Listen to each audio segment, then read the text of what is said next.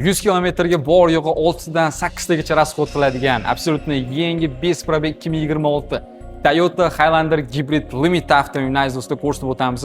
Avtomobilimiz 2.5 gibrid 249 ta ot kuchi bilan jihozlangan bo'ladi. Tak, ichki saloniga va navorlarga o'tadigan bo'lsak, beskich joyi do'stlar, davotchiklarigacha bor. Do'stlar, endilikda 2026 versiyada shunaqa kojniy salon, ya'ni seriya bilan qora kombinatsiya bo'lib chiqqan ekan. Pamять сиденья, sиденьlarimiz elektrik privodda, multimediya rol, head-uplari bor, katta displey, o'zini беспроводной zaryadka va 360 gradus kamera bilan birgalikda obduf obogrev, JBL akustika, sidеньlarimiz perforatsionniy bo'ladi va katta panoramniy krasha. Bizning Telegram sahifamiz ham bor. Chetda o'zida o'tib, srochno obuna bo'lib qo'ysangiz, birinchilardan bo'lib shunaqa zo'r avtomobilni qo'yib boramiz, ko'rib borsangiz bo'ladi.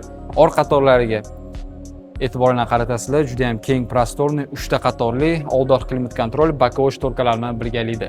Avtomobilimizni narxi keladigan bo'lsa, shunda pastki opsiyani yozib qoldirganmiz. Kim ushbu absolutno yangi 2026 versiya Toyota Highlanderimizni qiziq bo'ladigan bo'lsa, pastki raqamlarga telefon qilib, baraka ko'rsanglar bo'ladi. Barchaga rahmat, salomat bo'linglar.